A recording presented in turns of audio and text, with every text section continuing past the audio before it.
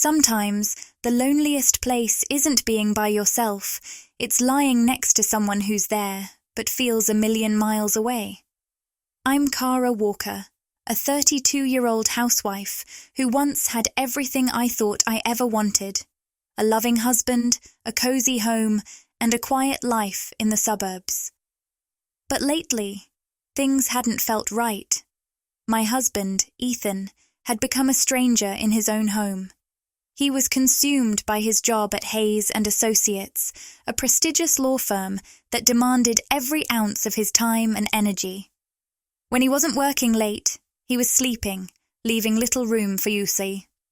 It's not that Ethan didn't love me, I knew he did. But love without attention felt hollow, like trying to water a garden with a leaky hose. I spent my days volunteering at shelters and teaching yoga classes, but no hobby could fill the void that was growing in our marriage. One Friday evening, Ethan invited me to his firm's annual dinner. I remember staring at my reflection in the mirror, adjusting my navy blue dress. I wanted to look perfect, hoping the evening would rekindle a spark between us. But when we arrived, Ethan quickly drifted into work talk with his colleagues, leaving me to wander the room alone. That's when I met him, Gregory Hayes, Ethan's boss. Gregory wasn't like the other men at the firm.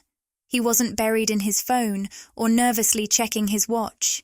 He commanded the room with ease, his deep voice and confident laughter drawing everyone's attention. When he approached me, I felt his presence before he even spoke. "Cara, right?" he asked, his piercing grey eyes locking onto mine.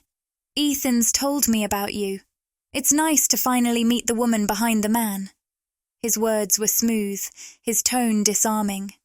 I smiled politely, but inside I felt a flicker of something I hadn't felt in a long time: excitement. The conversation was harmless at first. He asked about my interests, complimented my dress, but there was something in the way he looked at me, lingering just a little too long, that left my cheeks warm. Ethan was across the room, oblivious, his back to us, as Gregory's charm started to seep under my skin. But let's pause here for a moment. What do you think happens next? If you're as curious as I was that night, stay tuned. This story is only getting started. And while you're here, don't forget to like this video, subscribe to the channel, and hit the notification bell to follow every twist and turn of what's about to unfold. Now, where were we? Oh, right. Gregory Hayes. By the end of the night, Gregory had made an impression, and I couldn't shake it. Ethan drove us home, rambling about work, but my mind was elsewhere. The emptiness I'd felt for months had been momentarily filled by a man who wasn't my husband, and that realization terrified me. Little did I know, this was only the beginning. The weeks after that dinner felt strangely different. Gregory Hayes lingered in my thoughts more than I cared to admit, and I tried to shake it off as harmless. But life has a way of twisting simple moments into tangled webs, doesn't it? It started innocently enough. Ethan's firm was hosting a charity gala for a local children's hospital. As always, Ethan insisted I attend with him. And though I wasn't keen on another night of playing the quiet wife at his work event, I agreed. The venue was stunning, a historic ballroom draped in crystal chandeliers and white orchids. I wore an emerald green dress Ethan had bought me last Christmas, hoping it might draw his attention. Instead, he spent most of the evening chatting with partners about upcoming cases. I had just excused myself to get some air when I saw Gregory near the bar. His sharp suit and easy demeanor made him stand out in the crowd, and he caught my eye almost instantly. He raised his glass with a small nod, his lips curving into a knowing smile. Before I could think, I found myself out on the balcony, the crisp night air wrapping around me. The city lights twinkled below, offering a moment of peace I desperately needed. "I was hoping I'd run into you," a familiar voice said, breaking my solitude. I turned to see Gregory stepping onto the balcony, his presence somehow making the space feel both smaller and more significant. He leaned against the railing beside me, his drink in hand, and gave me that same confident smile that had disarmed me weeks before. "You looked like you needed a break," he said, his tone light but his eyes serious. "These events can be exhausting, can't they?"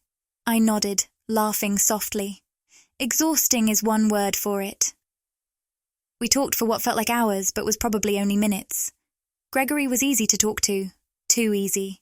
He asked questions that made me feel seen, really seen, in a way I hadn't felt in a long time. He told me about his passion for the non-profit work his firm supported, how he had grown up in a small town, dreaming of making a difference. "People assume I only care about money," he said, his voice quieter now, "but there's more to me than what you see in the office." His words caught me off guard. For the first time, I saw a different side of Gregory, a man with layers, someone who wasn't just charming, but also deeply human.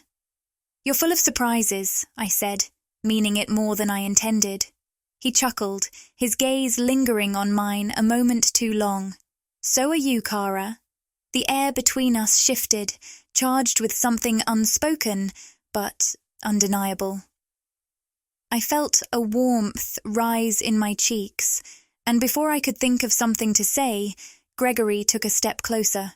"Come on," he said, his voice gentle but firm. "You've been out here long enough. Let me walk you back inside." I hesitated, not because I didn't want to go, but because I didn't want the moment to end. Still, I nodded, and Gregory placed his hand lightly on the small of my back, guiding me toward the door. The touch was brief, fleeting, but it sent a shiver through me that I couldn't ignore. It wasn't just the warmth of his hand. It was the way it made me feel alive, as if I had been standing still for too long and someone had finally pressed play. When we rejoined the party, Ethan was where I had left him, deep in conversation and oblivious to my absence. Gregory caught my eye one last time before disappearing into the crowd, leaving me to wonder if I had imagined the entire encounter. But I hadn't. The way my heart raced, the way my skin tingled where his hand had been, those weren't things I could simply make up. I stayed by Ethan's side for the rest of the evening, smiling and nodding at the right moments, but my mind was elsewhere. I couldn't stop replaying the balcony conversation, the way Gregory's voice softened when he spoke to me, the way he made me feel like I mattered.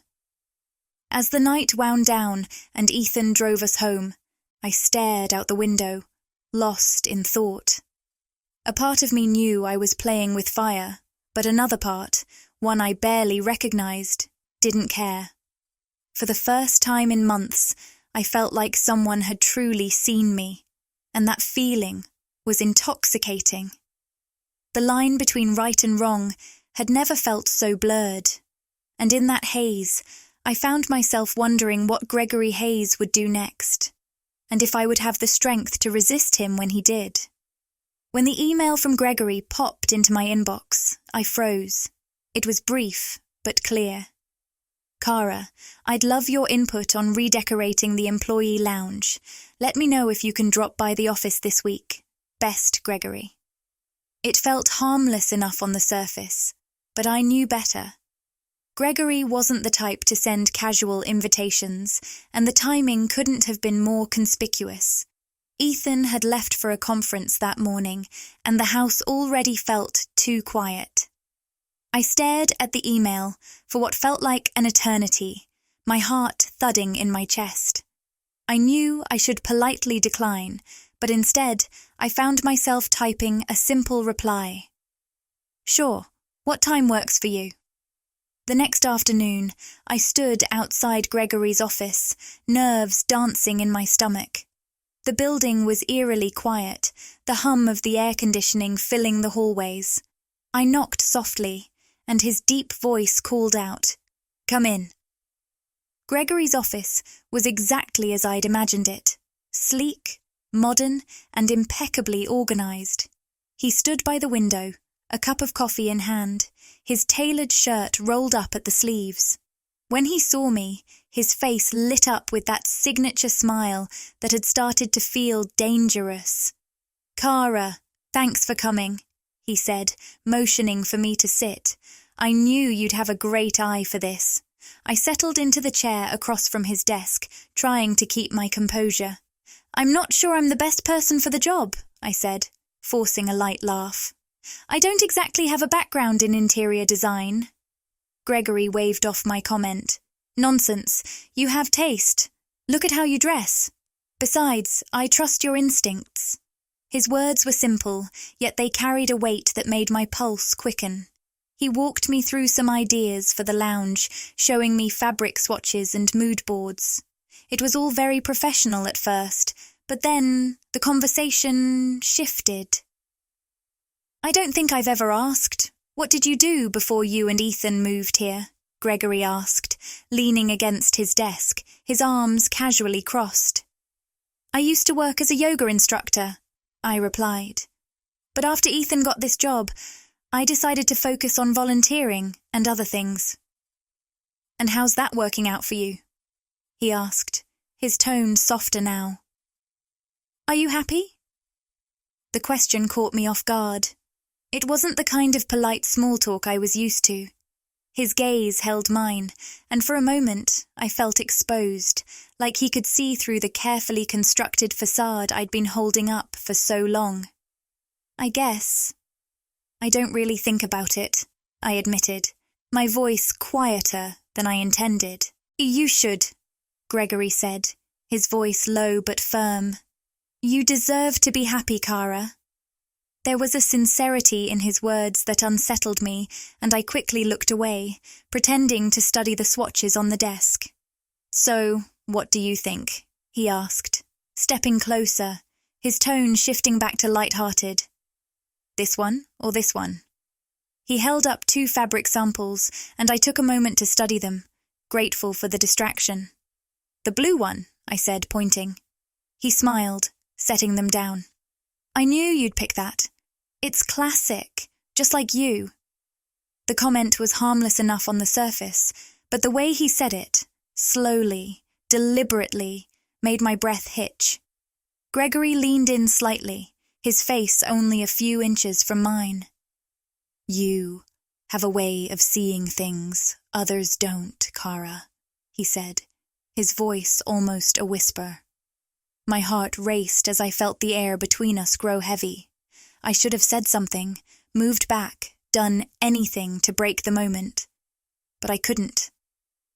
I was frozen, caught in the pull of his gaze. Then, as if sensing my hesitation, he straightened up, giving me just enough space to catch my breath. "You've got a good eye," he said, his tone casual again. "Thanks for helping me out, I owe you one." I stood up, feeling unsteady on my feet. "It was no trouble," I said, forcing a smile. As he walked me to the door, he placed his hand lightly on my arm. The gesture was brief, but sent a wave of warmth through me that I couldn't ignore. "Don't be a stranger," he said with a wink, before closing the door behind me. I walked to my car in a daze, my mind swirling with emotions I didn't want to acknowledge. Guilt tugged at the edges of my thoughts, but so did something else. A spark of excitement, a feeling I hadn't experienced in years. By the time I reached home, I was both relieved and disappointed that Ethan wasn't there. I needed time to think, to process what had just happened. But no matter how hard I tried, I couldn't shake the memory of Gregory's voice, his touch, or the way he made me feel alive in a way I hadn't felt in so long. I knew I was standing at the edge of something dangerous, but the thrill of it was intoxicating, and part of me wondered if it was already too late to turn back.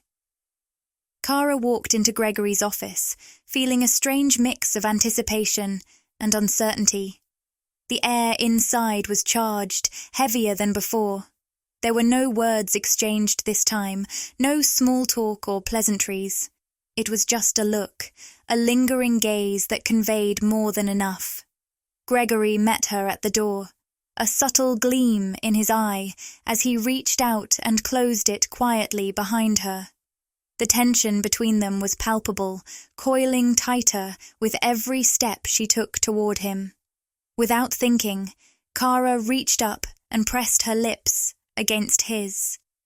It was fierce, almost desperate, like she was trying to sear the feeling into her memory. Gregory responded immediately, wrapping his arms around her and pulling her closer, their bodies pressed against each other, heat radiating off their skin. Kara could feel her pulse racing, blood humming in her veins, as Gregory's hands found their way to the buttons of her blouse, his fingers deftly undoing them one by one. They didn't break the kiss. Instead, Gregory's mouth traced a path down her neck, his tongue flicking against her skin, sending shocks of pleasure rippling through her body. Kara gasped, her eyes fluttering shut as she tilted her head to give him better access. His breath was warm against her skin, his stubble rough and tantalizing as it brushed against her cheek. Kara reached up, her hands trembling as she tugged at his tie, pulling it loose until it slipped from his neck. Gregory responded by reaching down, grabbing her wrists gently but firmly, holding her in place as he took his time exploring every inch of her collarbone, the delicate curve of her shoulder, the sensitive skin just above her bra strap. Every touch, every caress, felt like a spark. It burned bright and deep, igniting every nerve ending in her body. Kara's pulse throbbed wildly, her breathing ragged as Gregory moved his mouth lower, tracing a slow, sensual line across her chest. She arched into him, instinctively pushing her hips forward, feeling the hard line of his arousal pressed against her abdomen. Without thinking, she reached out and touched him, her fingers slipping between his belt loops, exploring the taut muscles beneath his tailored shirt. Gregory groaned, his hips bucking against her touch as he pulled back slightly, his eyes dark with desire. "Kara," he murmured, his voice rough and barely audible over the pounding of her heart. Kara responded by pulling him closer, wrapping her arms around his neck as she pressed her body against his. She could feel the heat radiating between them, fueling her desire, making her skin tingle. With deliberate slowness, she reached up and kissed him again, her tongue sliding against his, tasting him, feeling the electric charge between them grow stronger with every stroke. Gregory's hands roamed her body, fingers exploring every curve and contour. He was tender, patient, but determined, and it only added to the building tension between them. Kara let herself go, allowing herself to be swept away by the current of desire coursing through her veins.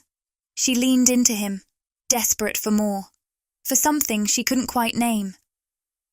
Then, with a sudden intensity, Gregory picked her up and carried her to the large leather couch in the corner of the room. He set her down gently, but with purpose, and settled himself beside her, his body covering hers, shielding her from the cold of the air conditioning in the room. Kara's heart raced as she felt Gregory's hands slide up her thighs, hitching her skirt higher until it bunched around her waist. She shivered, feeling exposed and vulnerable, but also intensely aroused. Gregory noticed her reaction and smiled, his lips brushing against her cheek as he pressed kisses down her neck, moving slowly, lovingly, as if savoring each second. Without warning, he cupped her chin and kissed her, slow and deep, while his fingers slid underneath her blouse, caressing the bare skin of her back. The friction between his rough fingertips and her smooth skin was intoxicating, sending waves of pleasure crashing through her body. Kara arched her back, pushing into him, desperate for more contact. Gregory responded by sliding his hands down to her waist, pulling her closer still. He lifted his body slightly, aligning their hips, and then pressed against her. Kara gasped, her body shivering as she felt the unmistakable pressure of him against her core. The desire between them was almost overwhelming, and she couldn't help but respond, wrapping her arms around his shoulders and pulling him closer. Gregory groaned, his grip tightening on her waist as he thrust his hips, slowly at first, then faster, harder. Each movement was deliberate, calculated, as though he was trying to convey just how much he wanted her. Kara felt herself getting lost in the rhythm, the passion, unable to stop herself from reacting. Her body responded instinctively, eagerly, pushing back against him as though she could never get enough. When the release came, it hit her like a tidal wave. She cried out, her body arching against Gregory's as he wrapped his arms around her, holding her close as they both rode out the peak of their pleasure. For a moment, everything felt perfect. Everything felt right. But then the haze of euphoria began to dissipate, replaced by something darker: doubt, confusion, guilt. As reality began to settle back in, Kara realized just how much she had thrown herself into this moment, how far she had gone. The weight of what had just happened pressed down on her like a heavy blanket, suffocating her. She looked up at Gregory, his expression unreadable, and for a moment she couldn't help but feel like she had just crossed an invisible line. The days blurred together in a haze of guilt and desire. I had never imagined myself here, caught in the tangled mess of a secret I could barely contain. Every moment spent with Gregory felt like an intoxicating escape from the monotony of my marriage. His presence, his touch. It was the kind of attention I had craved for so long, and yet I could never shake the gnawing sense of wrongness. It had become our routine. He'd text me at odd hours, telling me he was thinking of me. Sometimes it was just a simple message. Can't stop thinking about our last meeting. Or, I miss you, Kara. Other times, it was something more intense, a flirtatious challenge that would set my heart racing. I'll be waiting for you tonight, he'd write, and my heart would skip a beat. I'd respond with a mix of hesitation and longing, my mind in constant turmoil. Part of me wanted to pull away, to put a stop to this before it went any further, but the other part of me, no, the bigger part, craved the secrecy, the thrill of something forbidden. I felt it in every exchange we had, the way Gregory's messages seemed to haunt me throughout the day, pulling me away from everything and everyone. Sometimes he'd be subtle, sending me little gifts, a book I'd mentioned in passing, a bottle of perfume that he knew I liked. They weren't expensive gifts, but it was the thought behind them that made my pulse quicken. The attention, the constant reminders that he was thinking of me, made me feel alive in a way I hadn't felt in years. The meetings themselves were just as exhilarating. We'd find time after work, sneaking into hotels or finding hidden corners of Gregory's office where we could be alone. Every encounter was filled with passion and urgency, as if we knew that this thing we were doing, couldn't last forever, but it wasn't just about the physical moments. It was the way Gregory made me feel. Important, seen, desired.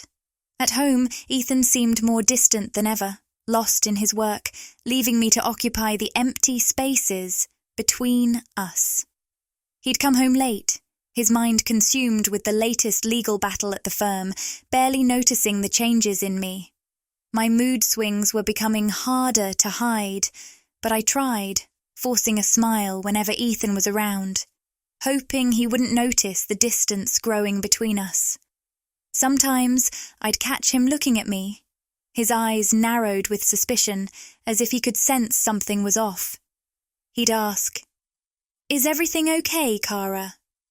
But I would just smile and nod, brushing off his concerns. I told myself it was fine. I wasn't doing anything wrong, was I? I wasn't the one who had let this happen. I wasn't the one who had let myself fall for Gregory. But deep down, I knew it wasn't fine. Every time Gregory touched me, kissed me, I felt something shifting inside me.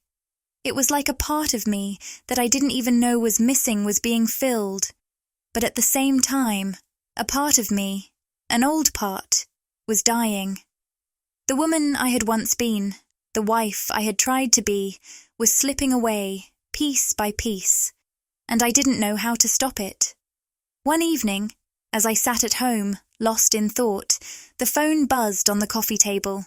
My heart skipped when I saw it was from Gregory. "I can't wait to see you tonight," it read, followed by a string of heart emojis. My fingers hovered over the screen as I read his words again. Something in me stirred. Excitement, anticipation, fear, all mixed together.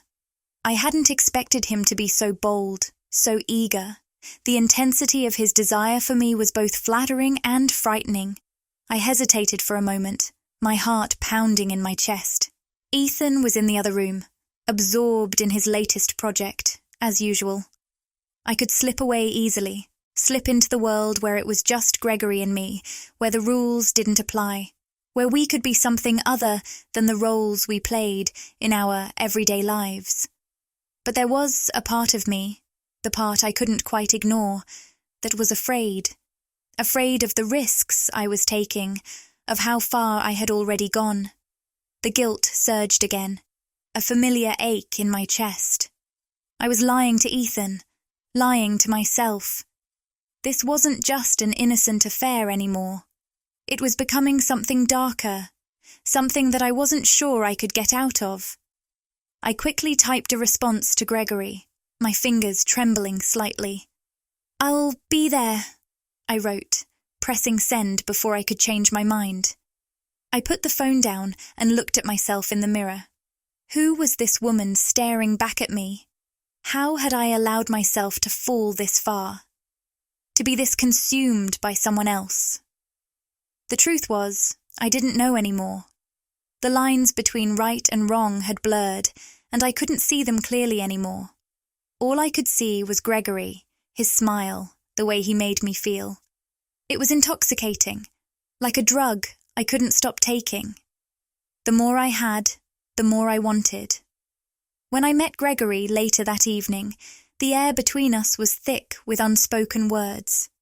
He was waiting for me at the hotel, his eyes dark with desire. No words were necessary as he pulled me close, and once again, the world outside seemed to disappear. All that mattered was the moment, the heat of his touch, the way he made me forget everything, except for him. But in the back of my mind, I couldn't shake the feeling that this could never last. I didn't know how much longer I could keep up this double life. The lies, the secrets, they were starting to catch up with me. And yet, here I was, once again, falling deeper into the affair, letting it consume me. It was happening. I could feel it in the pit of my stomach, the inevitable unravelling of the delicate web I had been spinning for months. The guilt that had once been a dull ache was now a constant pressure, making it harder to breathe, harder to think. I had been trying to juggle the lies, the deceit, the affair with Gregory, but there were cracks beginning to show. Ethan had always been perceptive, even when he wasn't trying to be. He noticed the little things, the way I started dressing more often, picking out clothes I hadn't worn in ages, the sudden bursts of energy that had replaced the lethargy I'd felt before. I couldn't blame him for noticing. I wasn't the woman he had married anymore. I was someone else, someone who belonged to another man now. But what scared me most was how much I wanted him to notice. I wasn't sure what I was trying to prove.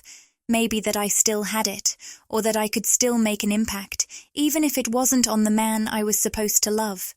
Whatever it was slowly beginning to unravel everything. The first sign that Ethan was catching on came when he started asking questions. He'd linger longer in the mornings, watching me as I got ready. his eyes narrowing when I slipped on a new dress or touched up my makeup more than usual. He would mumble something like, "Big day at work?" But there was an edge to his voice, an undertone that made my stomach twist. Then, one night, it all changed. I had been getting ready to meet Gregory, slipping into a dress I knew he loved. It was one of those moments when I felt alive, like the woman I used to be before the weight of my marriage had settled on me. I didn't know why I was going through with it. Part of me wanted to tell Ethan the truth, to stop lying, to stop pretending. But the other part of me, the one that craved excitement, wanted nothing more than to slip away again and feel Gregory's hands on me. I didn't expect the confrontation to happen that night. Ethan was later than usual, wrapped up in another of his never-ending work projects. He had just come home when I was about to leave, and I hadn't expected him to stop in the living room. As I reached for my purse, he was standing there, holding something in his hand. His face was pale, his expression tense. "What's this?" he asked, his voice tight. I froze, my blood running cold. In his hand was a receipt from one of the nicest restaurants in town, a place that specialized in expensive, elaborate dinners. I had been there with Gregory just a week ago. The receipt listed a dinner for two, on a night when Ethan had been working late at the office. I didn't know how to react. My heart was pounding in my chest, the panic rising like a tide I couldn't stop. I could feel my face flush as I tried to think of something, anything, to say. I don't know how that got in my purse," I stammered, but the words felt hollow as soon as they left my mouth. "I must have accidentally kept it from that night I went out with a friend." Ethan's eyes narrowed. He wasn't buying it. "A friend? Cara, who were you with? I was working late that night. You told me you were going to stay in." His voice dropped, a dangerous calm overtaking the anger in his eyes. "You've been acting strange lately, dressing up, coming and going at odd hours. And now this."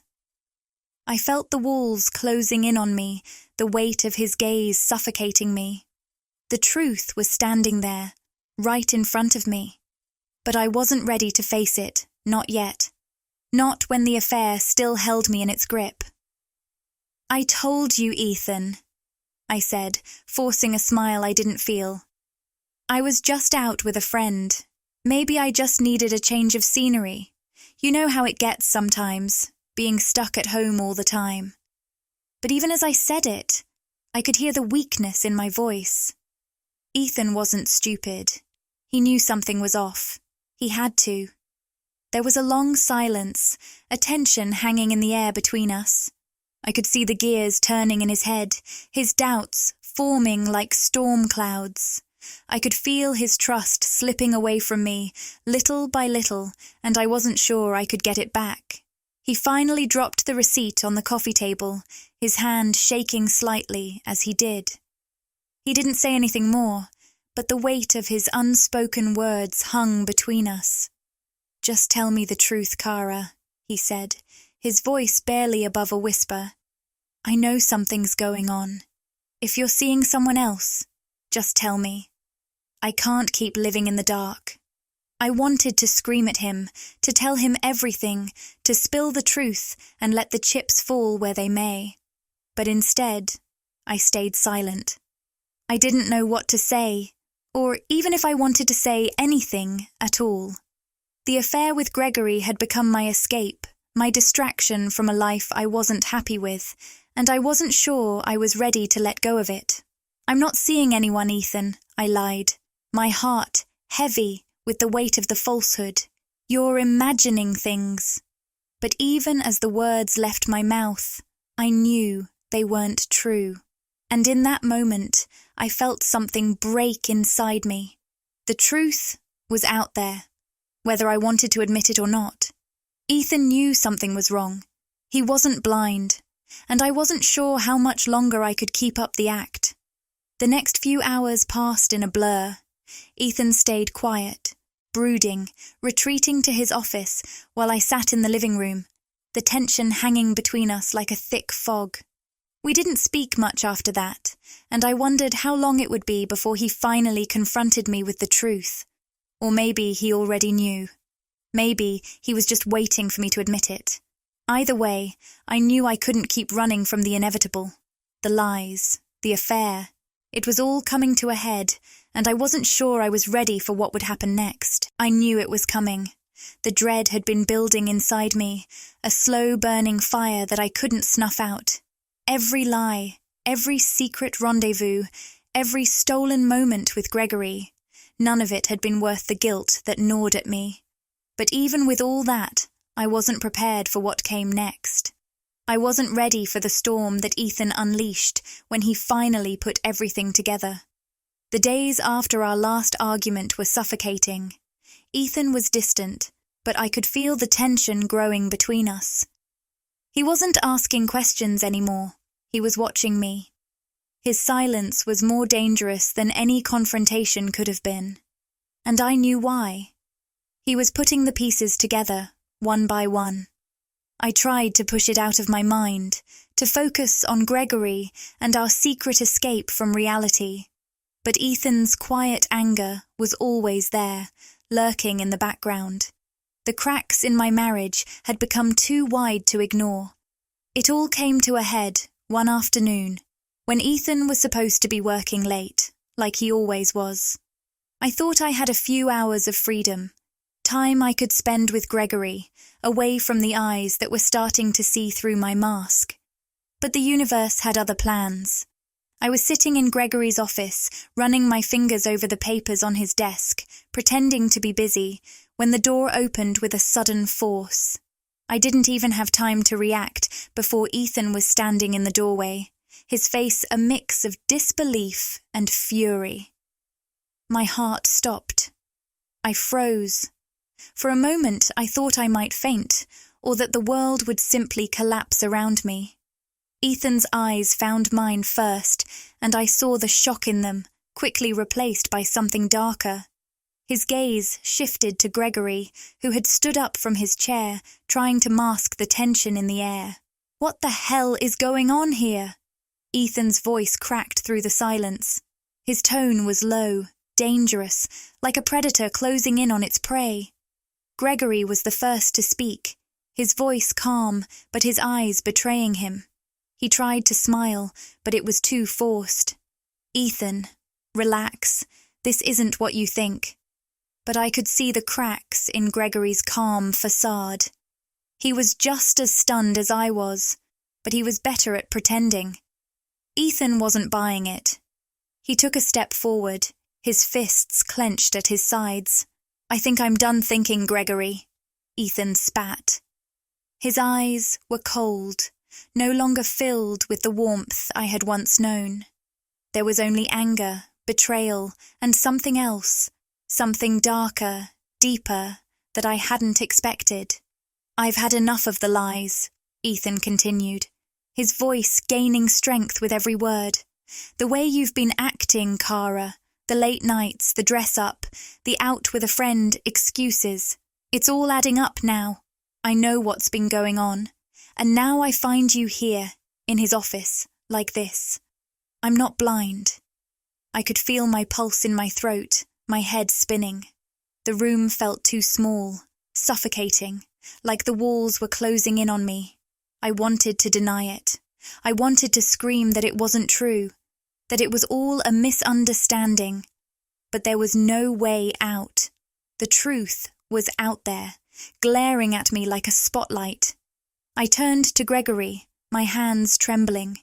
He had been the one to pull me into this mess, but now I could see the fear in his eyes. He wasn't the confident, charming man I had fallen for. Now, he was just as trapped as I was.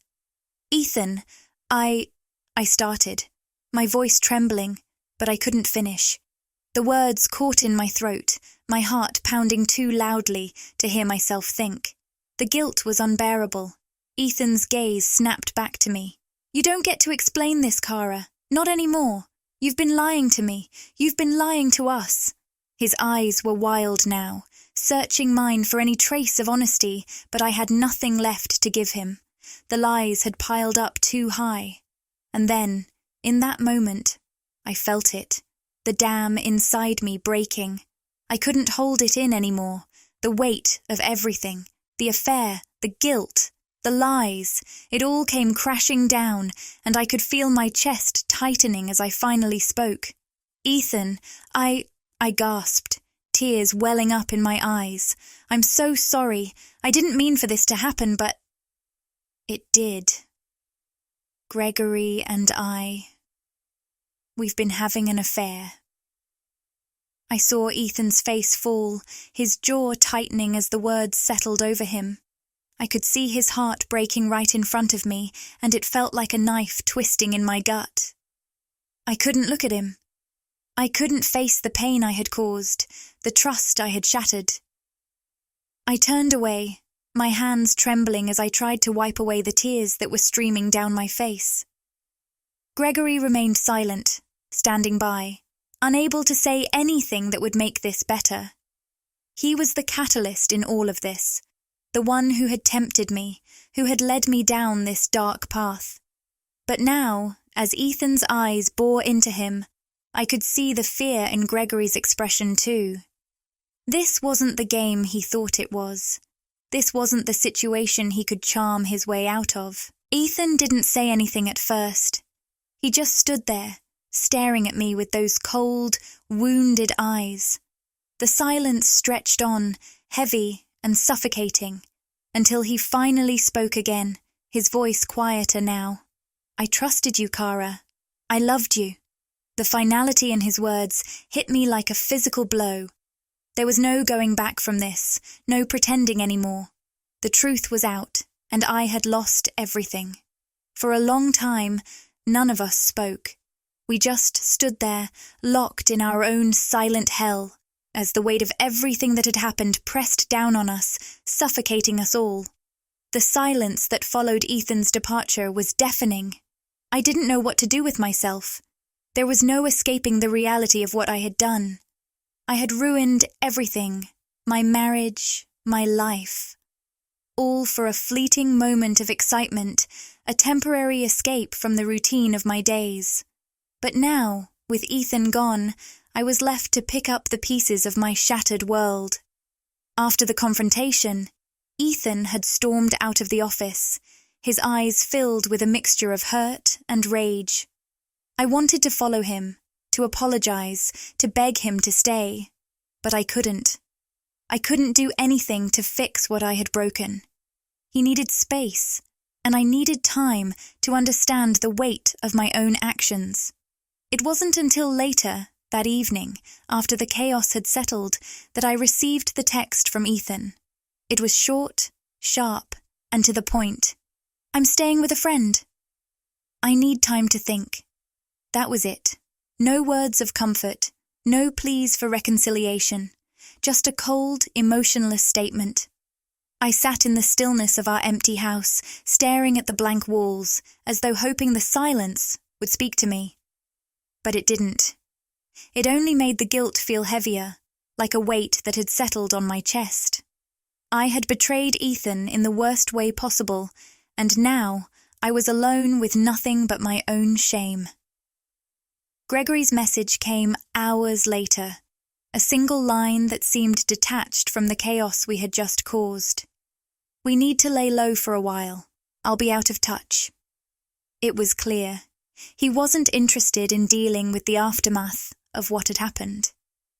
He was concerned about his reputation, about how this might affect his standing at the firm. It wasn't about me anymore. It was about him, his image, and his career.